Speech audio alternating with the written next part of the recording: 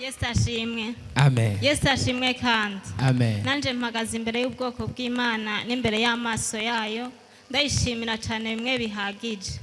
Jewe pasiteri yaradusengeye Dimanche.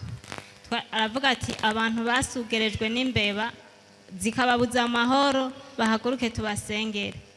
Hama jewe nari mnicaye hariya imbere yo guhaguruka ndavuga ati Mana urazi ko nsengewe kenshi kw'ico kibazo kandi zanyononeye ibintu byinshi zarantwara amahera impuzu zigatabura ngasanga yayini no vuga ngongera nambane nje ahantu gasangira tabuze ikirato zikagitwara ubugozi simbone na kimwe ariko ndavuga ati Mana urazi ko mfise kwizera guke ariko kwihishurirwa wahaye umuvyeyi wacu pasiteri ndagomba nkorere mu kwizera kwiwe ndahaguruka nsanga benshi bakwiye mpagarara hajya ndavuga ati ijambo ryawe nuza kuba ari nyuma ya korotire riraja kumushikako. Amen. Amen.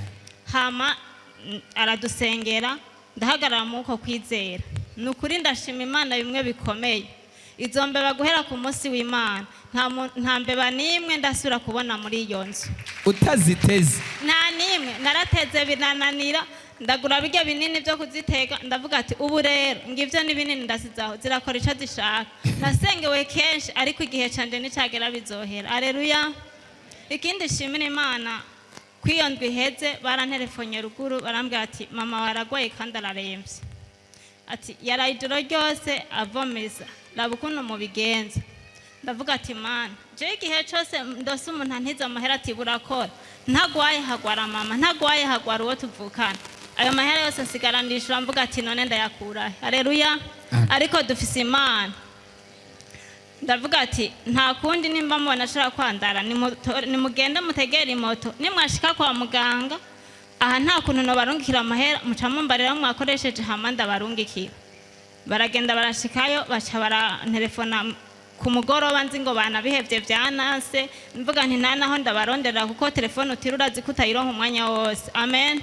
Hama nje numva barandondeye ngo turungikira amahera ya naya ntisawa ndayarungika ndamubwira ati camutaha muraza kumbwira ingena byagenze ku mugoroba ntashe ndafukama ahantu ndavuga ati Mana ya repentance Mana waduhaye abavyeyi bafise amavuta Mana ya Joseph Mana ya Initezuwera ndagomba nkorera ibitangaza kuri ntasubire kwa muganga ndatelefona ambwira ati ni bukebuke izera urakira ndababwira ati saa 9 uje kuntiza iyo telefone umuhe yitaba ndambwira mama mumeze gute ngo ahubwo ngo nimurondera ukuntu munjana kugipima ngo mfise umusonga munini ngo kandi ngo nibere ryavyimbye ndavuga Mana agira gwara ingwara z'ivyaduka kweri urahari niho naca mfukamiye saa 9 kupa ku telefone kubera nkoresha ntoya ndakupa ndafukama ndasubira ndasenga ryasengesha ariko nagomba ndabwire ko ubu yarakize naramutelefone yarambwira ati wa musonga warakize nukuri ndashimira Imana cyane Imana yumve ko ndayishimiye kandi ari dushira ku burinzi. Ica gatatu nshimira Imana abantu b'Imana bo muri Fantasy ngomba ndabwira ikintu kimwe mumenya ko dufise Imana itwubahishije. Haleluya.